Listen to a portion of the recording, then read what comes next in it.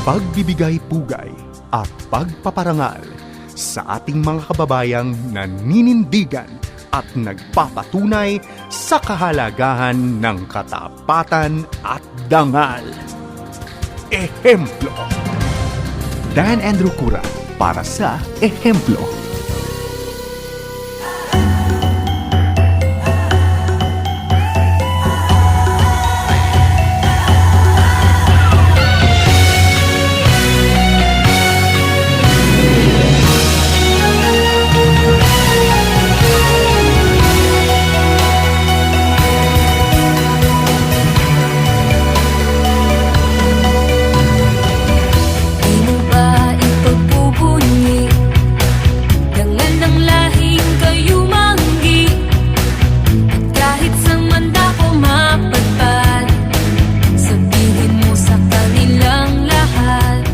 Magandang araw po muli sa lahat ng ating mga tagapakinig at tagapanood. Ito po ang inyong programang Ehemplo at ako po ang inyong lingkod, si Dan Andrew. At siyempre tayo po ay nagbibigay-pugay muna sa lahat ng ating mga tagapakinig at mga manonood sa 702 DZAS dito sa Kamaynilaan at ganun din sa Bacolod sa 1233 DYVS.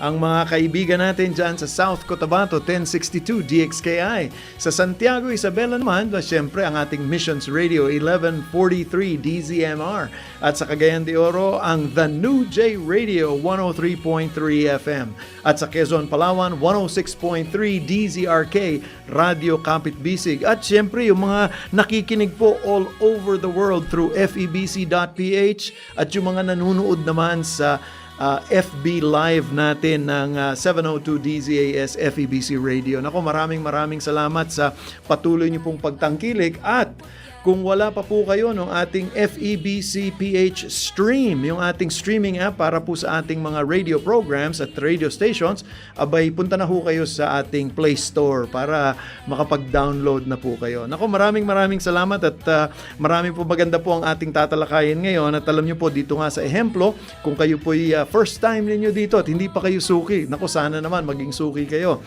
Dito po sa Ehemplo ay pinag-uusapan po natin ang mga kagalingan ng Pilipino at yung mga organisasyon din na itinataguyod po ng mga magagaling nating Pilipino. Naku po, bago po tayo magpatuloy ay gusto ko pong pasalamatan walang iba kung hindi si Fernando de la Cruz para po sa rekomendasyon niya sa ating maitatampok po na ehemplo sa araw na ito at walang iba po yan kung hindi si Dr. Victor Cabigting Ramos, isang profesor, teleplay writer at author at founder ng Samba Laran Volunteerism Movement. Ayan. Ito pong ating Dr. Victor ay nag-aral po ng Masters of Arts in Education, major in Filipino at Doctor of Education naman, major in Educational Management sa Baliwag University. At University Extension Office Director at Professor ng Bulacan State University, BSU. Abay, malapit po tayo dyan at may mga kaibigan po tayo dyan sa BSU. Ganun din po, abay, siya rin po ay isang manunulat. Siya po ay nagsulat ng Saningas ng Apoy, si Rizal, ang dakilang manunubos ng kalayaan. Ang aklat naman na Kamanlilikha, sining ng komunikasyon para sa kursong enerhiya at iba pang kursong teknikal. Yan. At ang butil na hiyas ng panitikan. So talaga pong pagdating po sa Pilipino at pagiging Pilipino, abay nandoon po ang kanyang expertise. Isa rin pong teleplay writer ng mga TV programs, no? Mayroon po siyang ginawang programa yung Maskarang Itim, Uso Pa Ba ang Maria Clara at Biyaya ng Diyos at yung Eksperimento. So ito po'y kanyang kagalingan. Ngayon ito po siya, sabi ko nga po kanina, sinimulan niya yung Samba Laran. Samba Laran. Ito po ay sama na sa Pambayang Kaunlaran. At ito po ay isang cooperative progressive action for responsive community engagement. So naku, maganda po ang magandang magiging usapin natin sapagkat malamang alam ko hihikayatin na kayo tumulong lalong-lalo na sa paglinang ng kulturang Pilipino. Kaya po, ngayon ho ang makakausap natin sa araw na ito si Dr. Victor Cabigting Ramos. Dito lamang sa inyong palatuntunang Ehemplo. dilaw, pula, puti, bughaw. Iwagayway mo ang bandila ng tatlong bituin sa ilalim ng araw. Dilaw, pula, puti, bughaw. Pilipinas, Pilipinas, Pilipinas, Pilipinas, Pilipinas. Dilaw, pula, puti, bughaw. Pilipinas.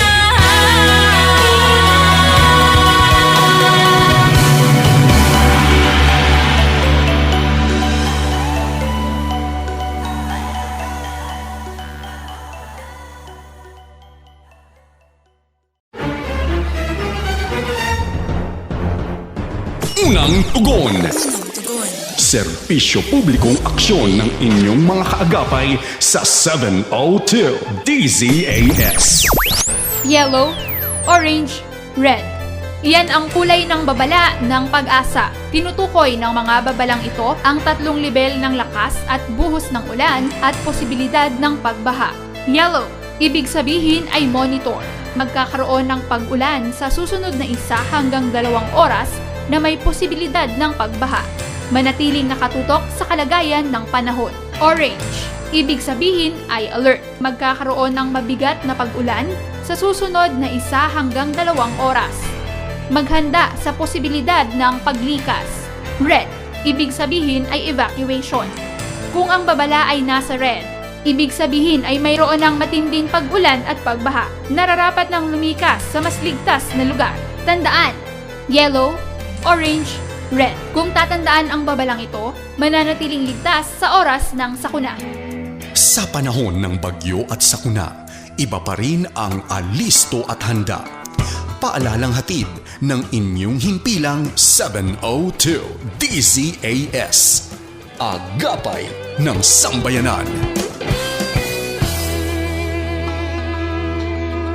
Sumasayang papawid mula sa Maynila. Ito ang Far East Broadcasting Company Philippines. FEBC Himpilang 702 DZAS. Agapay ng Sambayanan. Dan Andrew Cura para sa Ehemplo.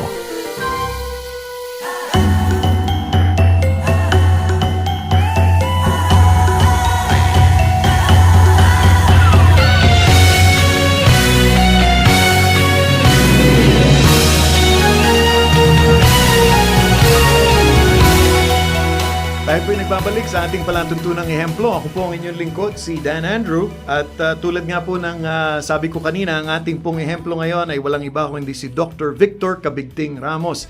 Isang profesor, isang manunulat, lalo na sa pagdating sa telebisyon, nakakapagsulat din po siya doon. At siya po ang founder o nagsimula ng Sambalaran Volunteerism Movement. Magandang araw po, Dr. Vic. Isang mapagpalang araw po, Kuya Dan. Yeah, ito pong tinitignan ko po yung background ninyo at mukhang nagsimula po talaga ang inyong career sa larangan ng panitikan, ng Pilipino at ng academe. Tama po ba? Opo. Yeah. At paano naman po doon na napunta ang sabihin na natin takbo ng inyong kabuhayan dito sa area na ito? Bakit po parang natuon po dun sa ganoon? Okay, malaking impluwensya po yung ninong ko sa kasal, si Dr. Dante Desiderio, na doktorado po sa Educational Management, major in Filipino. Parang sinundan ko po yung kanyang yapak at dahil po siya ang guru ko noon, at nasisiyahan ako sa kanyang pagtuturo at marami akong natututuhan. Parang doon na natuon ang aking pansin talaga na ipagpatuloy na. Malaki pong bahagi yung yung pagka nagustuhan niyo yung pagtuturo, yung estilo at saka siguro yung laman din ng tinuturo na maengganyo rin kayong sumunod. Kasi po kadalasan po sa mga kausap ko dito ay meron din silang tinitingalang ehemplo at yung po si Dr. Desiderio Si Dr. naman. Dante Desiderio po. Now, dito po sa larangan lalong-lalo na ng Pilipino ay marami nga pong nagsasabi na hindi na nga po ganap na nagagamit, lalo na yung mga kabataan natin, hindi na sila masyadong bihasa sa wika natin. Dahil nga po nauso na nga yung English at naghahalo na sila, kaya't nahihirapan sila ngayon na magkaroon ng pakikipagtalastasan ng tuloy-tuloy. Ano po ang masasabi ng isang eksperto sa ganitong area? Sa panahon po natin talaga ay hindi po maiiwasan yung mga pagbabagong ito sa wika. Unang-una dahil sa mga bumabahang technical po sa ngayon. Nandyan po ang cellphone at karamihan po ay meron na tayong tinatawag na FB. Ano po? Na taglist na po yung ginagamit. Kaya kung ang Pilipino po sa ngayon ay nagkaroon na ng iba't ibang variety. Sabi nga po ni Dr. Isagani Cruz, ang Pilipino ng isang Bicolano kung tawagin ay Tag-Bicolis, pinaghalong Tagalog, Bicolano at Ingles. Ang Ilocano naman po ay Tag-Ilocis, pinaghalong Tagalog, Ilocano at Ingles. At ang isang Kapampangan po ay Tagpanggis, Tagalog, Kapampangan, Ingles. Sa ganyan pong sa ganyan pong sitwasyon, paano naman po nating sabihin na nating ma-preserve, using that word, no? Ma-preserve yung ating pagka-Pilipino, dahil sabi nga po nila ang wika daw ay nagdadala ng kultura. Paano po nating maiingatan yung ating wika kung ganyang nagkakaroon ng pabago-bago, at paano tayong sasabay doon? Okay, ngayon po ay sumasabay lamang tayo sa ganitong kalakaran sa wika para lamang madali tayong makipag-ugnayan sa lahat ng uri ng tao. Pero kung talaga pong padadalisayin natin ang ating wika, meron naman pong isinasagawa ang akademya sa pamamagitan po ng pananaliksik ng matatandang Tagalog na hindi na ginagamit. At itinuturo po natin ito sa akademya, sa mga estudyante natin upang ito ay manariwa at manatili sa ating kultura. Pero nabanggit niyo po na ngayon sa kolehiyo parang mamimili na lang ang parang kalakaran ng eskwelahan kung ito man ay gagamit ng asignaturang Pilipino o hindi po ba? Opo. Ibang-iba dun sa kapanahonan natin na may hanggang bata may balarila at panitikan. Opo. So, parang ang sinasabi niyo po na kung gusto nating ingatan yung parang pinakabuod ng ating kultura sa wikang Pilipino, ay pwede naman ito sa formal na pamamaraan, yung panunulat ng tama, pagsusulat ng tama, at yung ating yung sinasabi niyo ang medyo blended na Taglish ay para naman for communication purposes.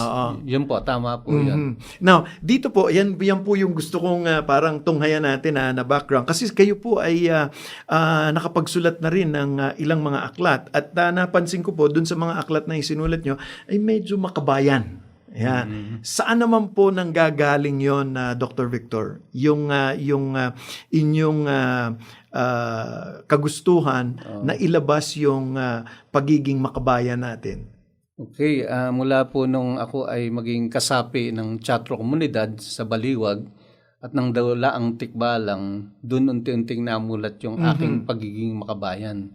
Pero bago po yung kasi, I was greatly inspired by my father's generosity. Kasi po, whenever a neighbor knocked at our door, borrowing rice or money, ang sasabihin lang po ng father ko sige, sa'yo na lang yan, wag mo nang ibalik. Ganun po kasi yung father ko. At saka po kasi kapag yung father ko may bayanihan sa amin, you can expect him as one of the volunteers helping our neighbor from transferring the house to into another place of residency. Kayo po ay tubong Bulacan, ano? Opo. At kaya lalo ng lalo pang makinang yung yung kulturang Pilipino, dahil ang mga Bulakenyo talagang parang likas sa kanila yung sabi nga nila, Tagalog Bulacan. Opo. So ganun din po. So yun din po ang pinanggagalingan ng nung inyong pulso pagdating po dito. Isa pa yun. Tsaka ang isa pong natatandaan ko, during EDSA Revolution, my father is one of the volunteers who went to EDSA. who were more than willing to sacrifice his own life for the liberation of the Filipino people under Marcos regime. Now, dito po sa ganitong klaseng sabihin na nating desire, no, na talagang ilabas yung kulturang Pilipino, ano po ang parang mai-encourage nyo para dun sa mga lalong-lalo na yung mga kabataan ngayon na parang ano ang magiging halaga sa kanila? Yung mga millennials so kasi ngayon ang tumitimo po sa kanila yung kailangang mahalaga, kailangan may kabuluhan. It has to be relevant. Sabi nila. Paano po ninyo mahihikayat kung may nakikinig po ngayon na millennial, na kabataan, na magkaroon ng relevance yung ating wikang Pilipino, lalong-lalo na sa pag-iingat ng kultura natin? Okay, isa po itong magandang oportunidad para anyayahan ko ang ating mga kabataan na maging kalahok ng Sambalaran Volunteerism Movement o yung Bayanihang Kilusan ng Sambalaran.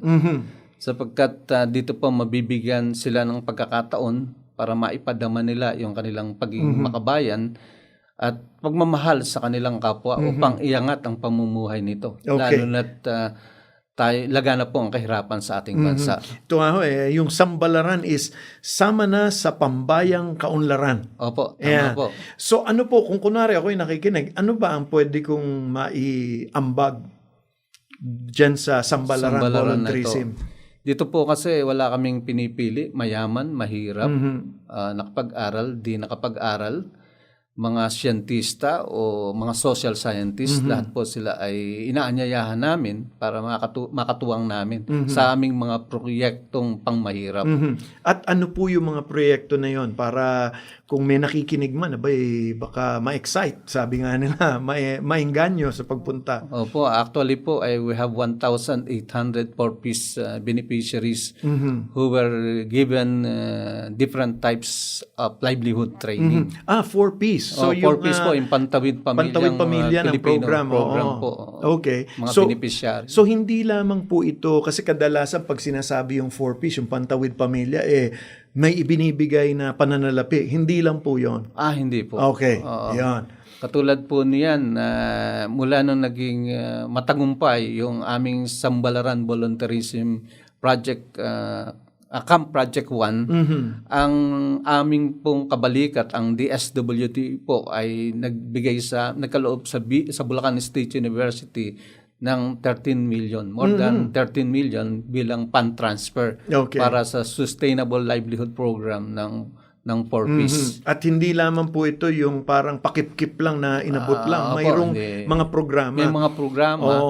Tinuruan sila ng pananahi at binigyan din sila ng makina. At saka puhunan, no, na magagamit. So talagang nila. practical para makapagsimula po talaga. Sa kanilang pamumuhay. Ano po ang nagbibigay garantiya naman na ipagpapatuloy nila yung kasi baka yung iba binigyan ng makina at mamaya isasanla naman yung makina. Paano po yung mga gano'n? Paano na-monitor yan? Okay, yan nga po yung tungkulin ng Sambalaran.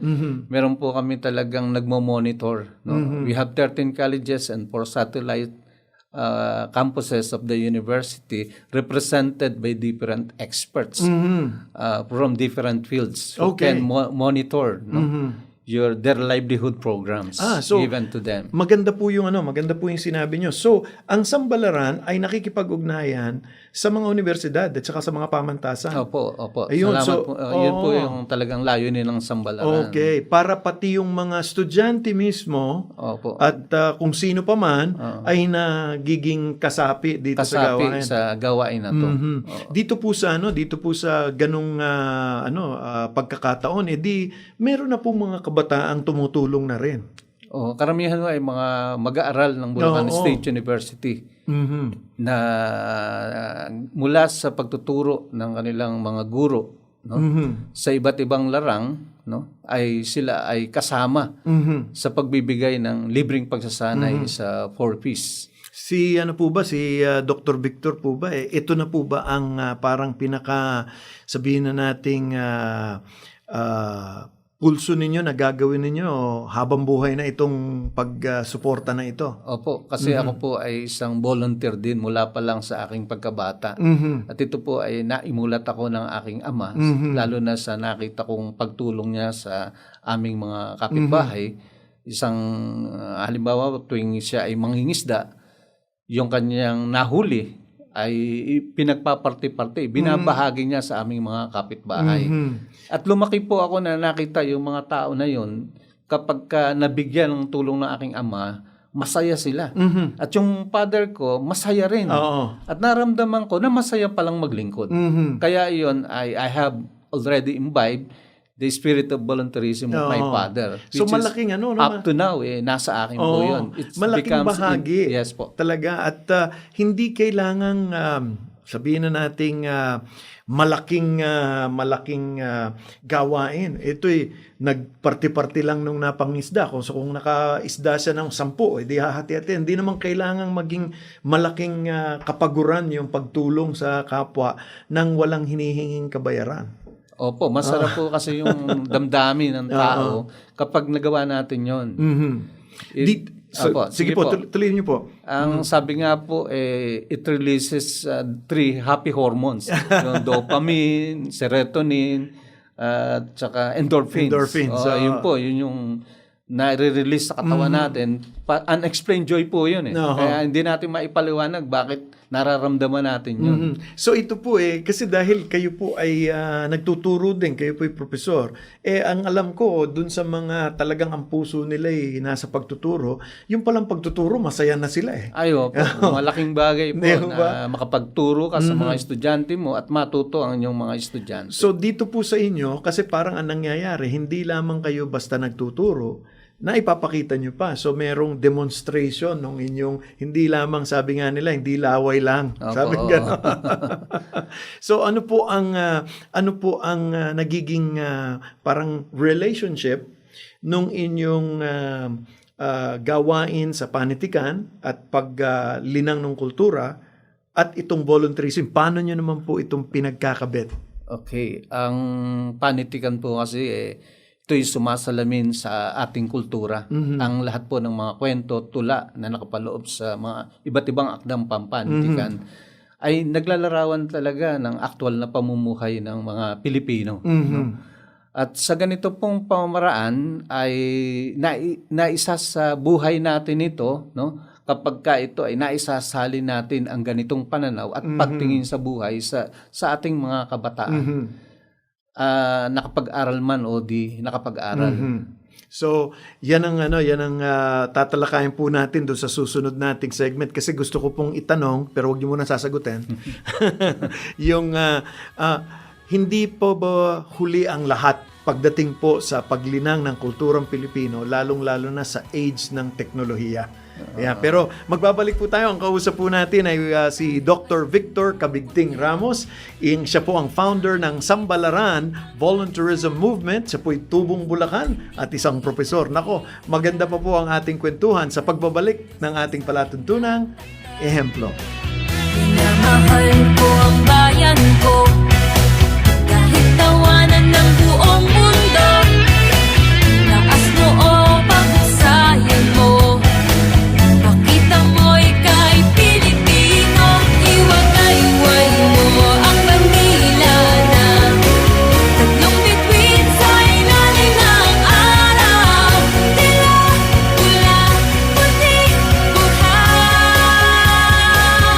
Pilipinas, Pilipinas, Pilipinas, Pilipinas, Pilipinas. Unang tugon. Serbisyo publikong aksyon ng inyong mga kaagapay sa 702 DZAS. Ang leptospirosis ay sakit ng tao o hayop na sanhi ng bakteryang Leptospira.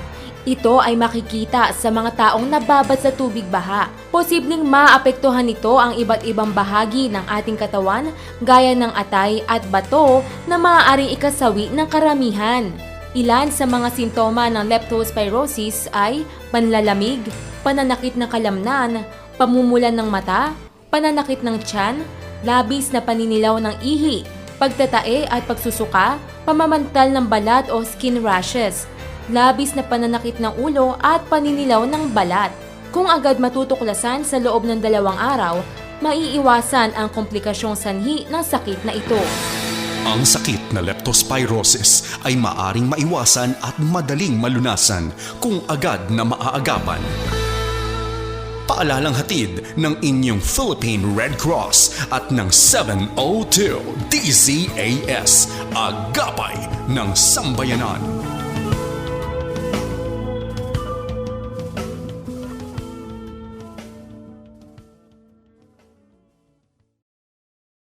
Dan Andrew Cura para sa Ehemplo.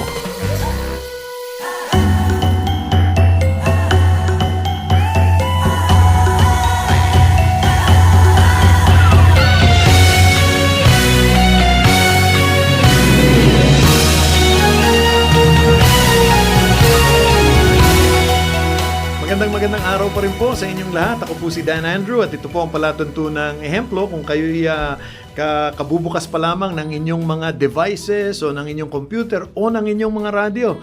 Abay, samahan niyo po ako. Maganda po ang ating kwentuhan ngayon dito sa ating palatuntunang ehemplo. Kasama po natin si Professor Victor Cabigting Ramos. Siya po ay dalubhasa ng Panitikang Pilipino at isa pong nagsimula ng gawain ng Sambalaran Volunteerism Movement. Dr. Victor, yun ang sabi ko kanina, pinag-uusapan natin na nakatutuwa na makita yung mga kabataan nga ngayon na ipagsasabay din nila yung kanilang pag-aaral at then yung volunteerism sa pagtulong ng ating mga kababayang mahihirap, mga dukha, na naiaangat yung kanilang buhay. At ang sabi ko nga, bago tayo nagbitiw dun sa ating kwentuhan, ay huli na ba ang pagkakataon na maitaas natin yung antas ng pagmamahal sa bayan at ng kulturang Pilipino, lalong-lalo na sa ganitong klaseng kalagayan na umaangat ang teknolohiya at parang napag-iiwanan yung kultura natin? Okay, napakaganda po ng tanong, Kuya Dan. At sa palagay ko po, sa kabila ng umaangat na antas ng makabagong teknolohiya sa ating panahon, hindi pa rin natin dapat kalimutan ang pagiging Pilipino natin, ang pagmamahal sa bayan natin. At bagamat may mga kabataan po na nahihilig sa iba't ibang games sa computer o iba't ibang gadgets na huhumaling sila, palagay ko po hindi pa ito huli upang muli nating buhayin o isakatutubo. Dahil naniniwala po ako na ang inyong lingkod ay hindi lamang nag-iisa. At ang Sambalaran Volunteerism Movement po ay magagamit namin upang lang sa ganon ay maimulat ang ating mga kabataan na huwag silang masyadong magpakahumaling o malibang sa gadgets at iba pang makabagong mga produkto ng makabagong teknolohiya sapagkat sila po ay kailangan ng bayan natin. At siguro baka pwedeng yung makabagong teknolohiya ay tuunan nila ng pansin na ibalik sa kulturang Pilipino. Kasi alam niyo po sa aking pagbabasa, pag-aaral, ay marami pong mga Pilipino na mga malikhain, no? Na sila po ngayon mga gumagawa ng mga gaming, no? Doon sa mga sa computer games, mga Pilipino po ang nananaig sa larangan naman ng digital graphics. Ang mga Pilipino ay umaangat doon. Kaya nga lang po ang kanilang gawain ay para sa labas ng bayan. No, hindi dito sa loob ng bayan. So siguro yun po yung isang magandang maiangat din ng Sambalaran na pwede palang magamit itong bagong teknolohiya para naman yung kulturang Pilipino ang siyang maiangat. Di po ba? Opo, tama po yun. Sa ngayon po kasi ang Sambalaran po, meron kaming iba-ibang eksperto sa iba't ibang energy products. Katulad ng solar-powered street lights na kadalasan ay mga kabataang mag-aaral din yung katuwang nila sa pagbuo ng mga ito. Katulad ng ultra sonar flood control device na nagagamit kapag may baha. isa itong signal na ginagamit at inilalagay, ini-install nila sa mga Parang warning. barangay bilang warning kung tumataas ba ang tubig at makagawa agad sila ng hakbang para maiwasan yung aksidente na maging dulot ng baha. So malawak pala ang ginagalawan Ng ng Sambalaran po, So oo. hindi lamang yung pagtulong sa mga mahihirap, isang bahagi 'yon. Yung larangan naman ng teknolohiya, like kasi yung sabi niyo yung solar na pag-iilaw ng mga Opo. bukid Oo. ay ibang larangan na naman 'yon. Ayan. So maaari pala. So kung may nakikinig dito na meron siyang expertise, ano man yon, maging ito man ay teknolohiya, kung ito man ay academe o sa panitikan, abay mag-volunteer lang at kayo na ang hahanap ng giya, sabi nga nila. Opo. Ang totoo po nun ngayon ay meron kaming isang malaking project, no, ang Sambalaran. We are planning to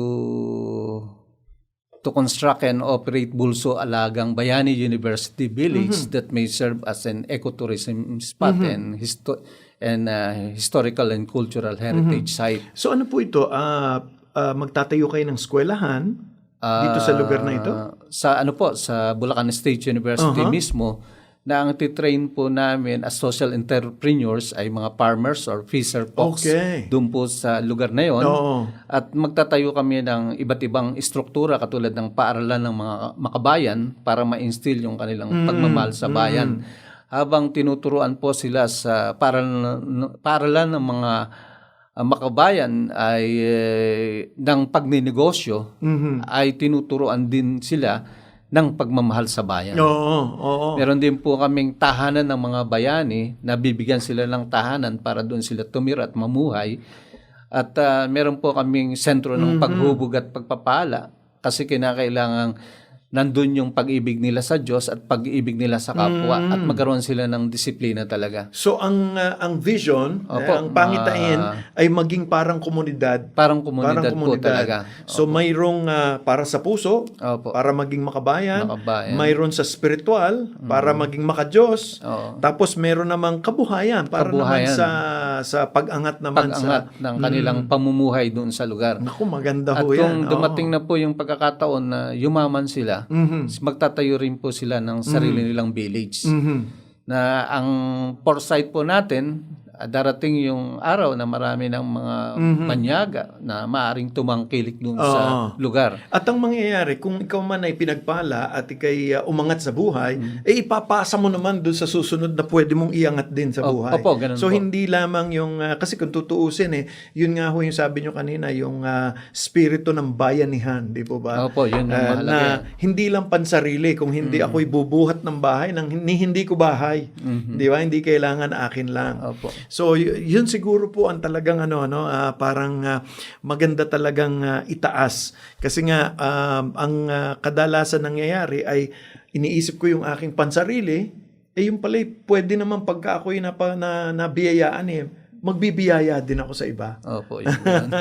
Now, dito po sa inyong gawain, Dr. Victor, ay palagay ko, much as exciting po siya, napakaganda. Ano po ang mga nagiging balakid? Ano po ang mga nagiging suliranin para maitaguyod yung ganitong klaseng pangitain? Dahil medyo malaki po yan. Medyo malawak ang tatahakin ng inyong vision. Ang totoo po nun sa simula, ang Sambalaran po, ang kantsaw sa akin ng mga kasamahan ko sa Bulacan State University, parang napakahirap na maganap itong pangitain na ito. Pero sa ngayon po ay nagsimula kami noong 2016 ng 34 lamang na volunteers. At noong 2017 po ito ay umabot ng 85 volunteer fellows at noong 2018 po ay 108. Sa ngayon po dahil sa aming kampanya umaabot na kami sa 2,220 volunteer fellows, including local, regional, and national international community organizations. Ang ilan po sa amin dito ay naging honorary volunteer fellows namin ang Philippine Wetlands International na pinangungunahan ni Dr. Ana Kabamban, isa pong scientist at countryside representative ng Philippine Wetlands International. Meron po kaming kasaping dangal na kasapi o volunteer fellows ang Good Neighbors International sa pangunguna ni Ginoong Mark Gerald at Bulacan Press Club, Junior Chamber International, Red Cross International, Knights of Columbus International, and support and so on. So makikita talaga na ito'y lumalaki yung gawain o lumalaki yung umaambag sa gawain. Opo. At so sila rin ay kung sa baga nagbibigay din sila yung mga organisasyon nito. Sila rin yung nagbibigay ng sarili nilang mga tinatangkilik nila para maitaguyod itong gawain na ito. Opo, yun po yung isang maganda doon. Kasi talagang ang Sambalaran po ay bukas sa lahat ng gustong tumulong. Meron pong financial assistance, kung minsan ay in-kind donation. Ang Seoul National University po, ang Korean International Agency ay kabalikat po namin sa mga gawain ito. And so may mga tagalabas din May na tagalabas siyang din po tumutulong. kami na tumutulong. Dito po sa gawain ito, ang parang ano po ang pinakahuling gusto ninyong makita na epekto nito sa mga nababahagingan ng pagpapalang ito? Ano po ang gusto ninyong pinaka maaninag Opo. doon sa kanilang Yung pong buhay? kasing lahat ng volunteer fellows o dangal na kabayani kung tawagin namin ay maging katuwang namin bilang God's Life Coach sa advocates na kung ano yung plano ng Diyos sa buhay ng mga tao ay dapat nating sundin. No? At sa nakita ko pong lawak ng kahirapan sa bansang Pilipinas, you have to really create a desired future reality versus current reality to address the pressing needs, issues and problems and other concerns ng ating lipunan sa ngayon. At ito po ay magagawa lang natin kung sama-sama natin itong pagtutulungan. At sabi niyo nga po, ang DSWD ay naging kabahagi niyo na. So, Kabahagi ibig na po. sabihin ay hindi naman na nahuhuli ang pamahalaan para umalalay sa gawain din na itong Sambalaran. Yun nga po ang aming magandang plano kasi gusto rin po namin maging affiliated member ng Philippine National Volunteer Service Agency para na sa ganun po ay makita ng ating Pangulo yung gawain ito.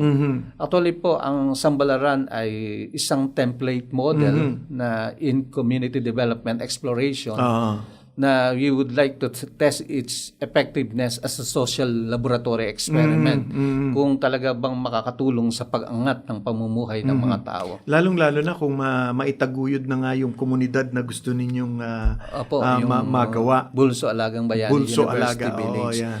Actually, ito ay gusto naming palaganapin dito sa Bulacan State, sa Bulacan, no? At dapat makarating kami sa iba't ibang rehiyon sa Pilipinas sa pagtataguyod nito. Nako, sana po dito sa ating palatuntunan magkaroon ng kaliwanagan dito sa inyong ginagawa at baka may mga nakikinig na gustong tumulong din. Now, babalikan ko po ang Sambalaran, pero ako po'y naintriga lang. Gusto ko pong tignan dahil kayo po'y naging manunulat ng mga libro at naintriga po ako dun sa mga tawag ito yung pinaka pangalan ng mga libro ninyo. Sabi niyo dito Ningas ng Apoy, si Rizal ang dakilang manunubos ng kalayaan. Ano po ang parang pakay niyo doon? Ano po ba ito? Is just patungkol lang po ba ito sa buhay ni Rizal? Ang totoo po nun, yung Ningas ng Apoy, alam naman po nating ang ating Jose Rizal, ng ating dakilang bayani, ay namatay upang mabuhay sa lahat ng panahon. Kaya ang gusto pong ko lang banggitin, ang naisipaywatig po ng Ningas ng Apoy ay dapat ay lalo pang pag-alabin ang damdaming makabayan ng mga Pilipino sa pamagitan ng sa pamamagitan ng pagiging makabagong Rizal sa ating panahon. Kaya nga, huwag nating sayangin yung ibinuwis na buhay ng ating pambansang bayani. Now, yun namang kayo rin po ay napasok sa larangan ng pagsusulat sa telebisyon. At ako'y na-intriga naman dun sa uso pa ba ang Maria Clara? Ano po ba ang pinanggagalingan naman doon? Alam naman na ho natin ngayon sa panahon natin ngayon ay parang ang virginity ay parang isang ordinaryong bagay na lang. Lalo na So yun ang sinasalamin ni Maria Clara. Maria Clara sa ating panahon ngayon. Ayun. Now, dito po dito ho sa inyong mga likha na ito, kayo po ba'y nagkaroon na ng tawag nito mga bunga na mayroon na rin po bang mga estudyante ninyo na sila'y sumusulat na rin ngayon? Dahil ako po ay naging guro din sa asignaturang malikhaing pagsulat, marami na rin po na nakapag-publish sila sa Liwayway at nagkaroon na rin ng mga pocketbooks na nasulat sila. Alam nyo, yan ho ang yun nga yung sinasabi ko marami po tayong kagalingang Pilipino. Kaya nga lang, ang nakikinabang kadalasan nasa labas kung tutuusin, maraming pwedeng mga naisulat na aklat, na mga kwento na talagang pang Pinoy. Kaya nga po minsan ko'y nalulungkot pagka ko'y tumutunghay sa telebisyon ang mga telenovela natin puro pambanyaga, hindi yung pang-Pilipino Iilan-ilan lang yung yung mga ginagawang storya na talagang Pinoy ang dating, sabi nga nila. Na bago po tayo magtapos dito sa lugar na ito, baka po gusto kong balikan ulit ang Sambalaran. At kung mayroon pong interesado na nakikinig ngayon, paano po sila pwedeng maging volunteer o maging kaanib ng gawain ng Sambalaran? Siguro ito po ang pagkakataon na maimbita nyo sila doon po. Okay, bukas po ang aming paanyaya sa lahat ng gustong sumapi sa Bayanihang Kilusan ng Sambalaran. Wala po kaming pinipiling kasapi, mayaman, mahirap, nag-aral o di nakapag-aral, siyentista at sabihin nating social scientist, ay lahat po ay aming inaanyayahan. Sapagkat naniniwala po ang inyong lingkod na sa pamamagitan ng Sambalaran Volunteerism Movement, ang bawat isa po sa atin ay may kakayanan na maiambag upang mapaunlad natin ang ating minamahal na bayang Pilipinas. Para po sa mga banyaga, kami po na mayroong taus-pusong pagmamahal sa mundo, kayo po ay inaanyayahan namin kasi sapagkat ang Sambalaran po ay hindi lamang sa pagmamahal sa bansang Pilipinas, kundi ito ay pagmamahal din sa buong mundo. Ang Sambalaran po ay nakabatay po sa dalawang prinsipyo, yung tinatawag nating oikonomos at oikosutera. Dalawang salitang Griego po nang ibig sabihin ay pamamahala sa bahay at pagliligtas sa bahay. May dalawang uri po ng bahay kaming tinutukoy dito, ang bahay tao o yung tinatawag nating endocrine system at ang bahay kalikasan. Kung hindi po natin pangangalagaan ang ating bahay kalikasan o mother nature natin, na pinagkukuhanan natin ng lahat ng ating pangangailangan bilang tao, mamamatay po ang bahay tao. Kasi po, sabi nga ni Dr. Ethel Nelson, kailangan po natin yung new start.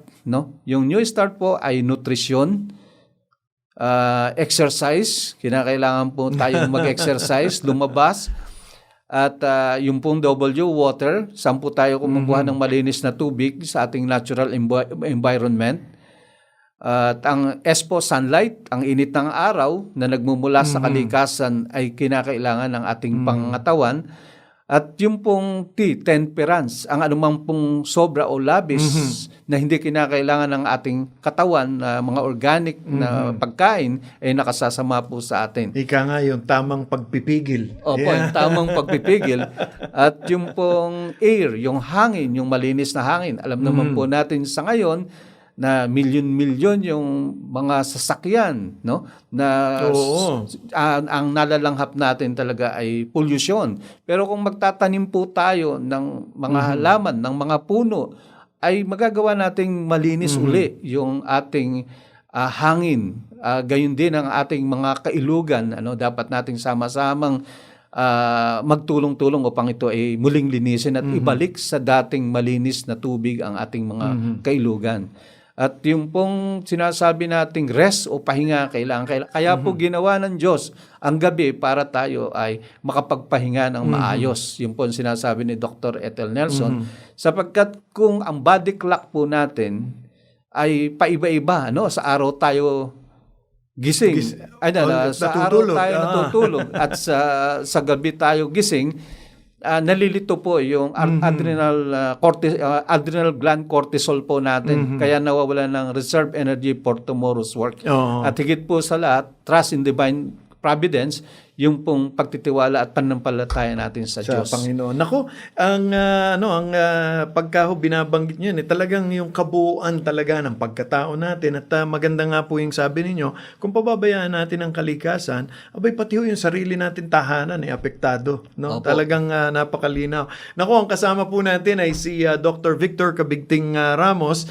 Sa ating pong nalalabing oras sa pagbabalik, aalamin po natin ano po ba ang kanyang pananaw sa pagiging ehemplo dito sa ating bayang Pilipinas, lalong-lalo po para sa mga kabataan. Kaya wag po kayong maalis. Ito po ang inyong palatuntunang ehemplo. Magbabalik po kami. Iyong pagmasdan ang kapaligiran, di dapat magbulag-bulagan. Mahal na ang bilihin, ang iba'y walang makain, iba'y nagpapanikbayin. Walang magagawa kung ika'y nag-iisa, dapat ay sama-sama. Ako'y karamay mo, ako'y kasama mo, tulong-tulong tayo.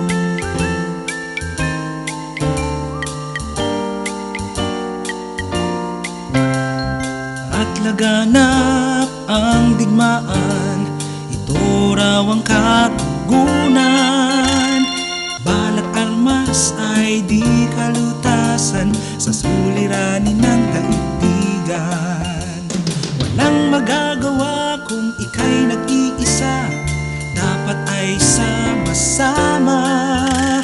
Ako'y karamay mo, ako'y kasama mo, tulong-tulong tayo.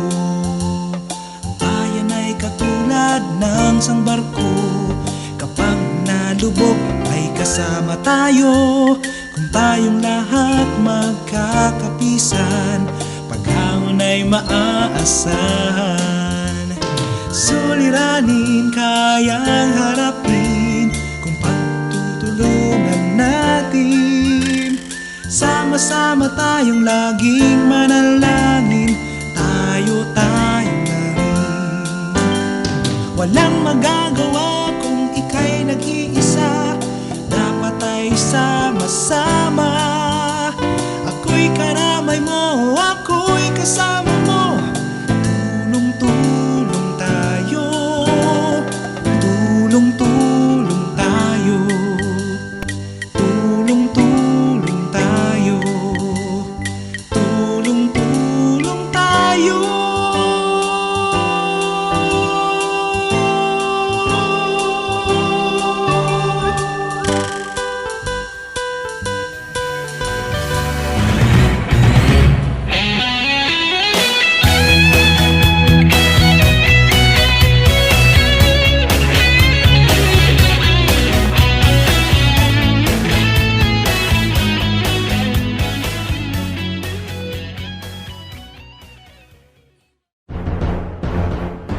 Unang tugon. Serbisyo publikong aksyon ng inyong mga kaagapay sa 702 DZAS. Ang dengue ay isang virus na nakukuha sa kagat ng lamok na tinatawag na Aedes aegypti. Kadalasang tumataas ang insidente ng sakit na ito tuwing tag-ulan. Walang partikular na gamot para sa sakit na dengue. Maaari rin itong ikasawi ng mga magiging biktima. Ang susi para mapagtagumpayan ang dengue ay nasa pagiging maagap sa pagtukoy sa mga sintomas. Narito ang ilan.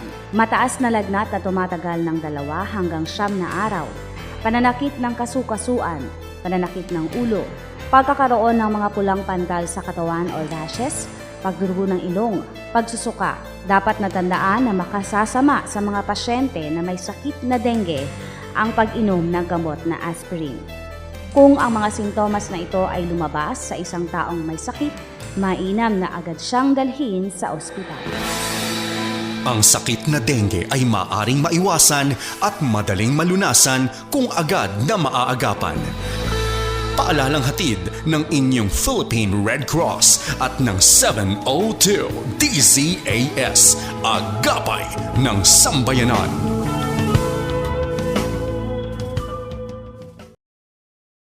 Dan Andrew Cura para sa Ehemplo.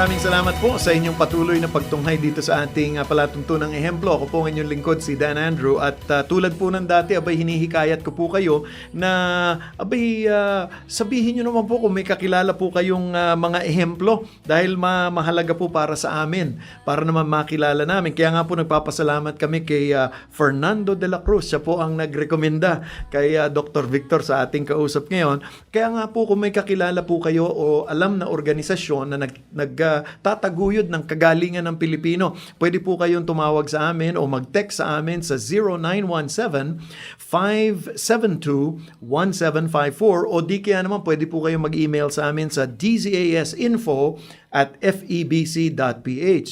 O kung kayo naman po ay nasa Facebook na at pinanonood nyo na po kami, mag-post na po kayo daan sa atin. Siyempre, i-like nyo muna po. Pagkatapos nyong malike yung ehemplo, FEBC Radio, pwede nyo na pong i-post doon at bigyan nyo kami ng mensahe, yung contact details po. Kaya, again, maraming salamat ko kay Fernando de la Cruz sa inyong rekomendasyon. Kaya nga po, Dr. Victor, dito po sa ating pagwawakas, tinatanong po namin dito, paano po ba maging isang ehemplo kung kayo po ay natignan ninyo ang inyong ama bilang ehemplo, si Dr. Desiderio ay naging ehemplo rin sa inyo. Paano po ba maging ehemplo sa panahon natin ngayon? Isang bagay lang po ang nais kong matandaan ng mga tao bilang ehemplo. Isa pong taong mataas ang pagpapahalaga sa bayan. Unang-una ang ating pananampalataya sa ating Panginoong Diyos, sapagkat lahat ng bagay sa mundong ito, kung hindi niya tayo magagabayan ng maayos, ay wala rin pong kahinatnan ng ating mga pangarap.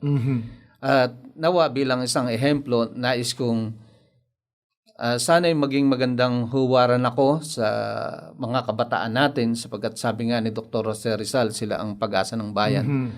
At sila ay makasama ko sa aking pangarap na makita na ang bayang Pilipinas ay makaahon sa kahirapan ng buhay.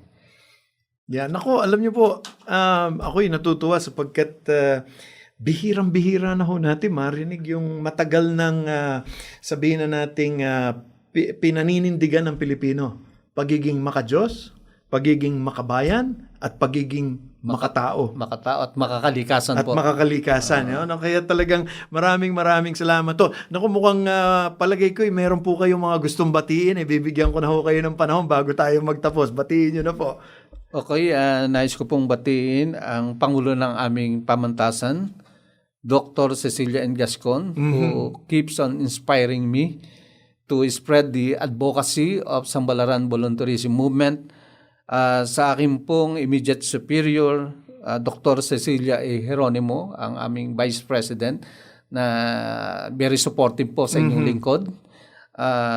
Sa aking kumpare, Dr. Chody San Andres, Dean Maria S. Bulaong ng CAL, Prince Elida Baluyot, Head ng Filipino Department ng CAL, si Director Edelberto Larin ng Center for Bulacan Studies, at saka siyempre po sa aking mapagmahal at magandang asawa, Aboy, siyempre naman. si Maria Digna Palomo Ramos, at sa aking dalawang anak, si Jason at Diane B. Sila po ba ay involved na din sa inyong ginagawa? Yung pong anak ko, nakita ko na nagkaroon din sila ng mga gawaing voluntaryo. Ayun. Lalo na kapag nakakita sila ng pulubi, talagang yung blessing nila ay sinishare nila. Ako, yun ang maganda talaga. Nako, maraming salamat. Meron pa po ba? Meron pa po Okay, yung sige, aking sige. mga staff sa opisina, No, nagpapabati.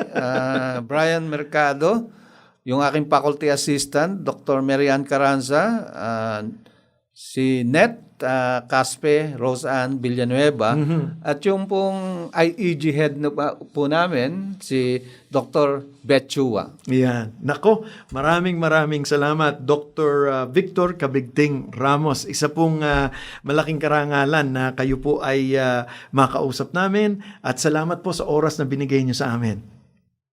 At tayo po ay nagpapasalamat din sa Bulacan State University. Siyempre, kasama na din po doon. Ako po ay natutuwa na sana po kayo rin po ay nabigyan ng kaligayahan at ng inspirasyon po na maging isang volunteer, at yun nga po, itaas po natin ang ating pagiging makabayan. At kung may oras po kayo at mayroon po kayong pagkakataon, abay, volunteer your time.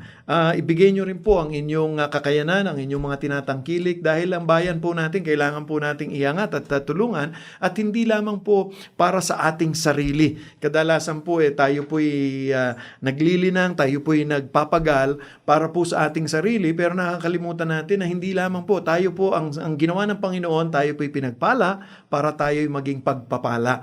Kaya sabi nga nila, yun Dead Sea dun sa Israel, kaya nga po dead kasi hindi lumalabas ang tubig, puro papasok lamang, at ayaw po nating maging Dead Sea, gusto nating maging pagpapala sa iba. Kaya sana po sa ating na-interview ngayon, si Dr. Victor Cabigting Ramos, sana po naging inspirasyon sa inyo.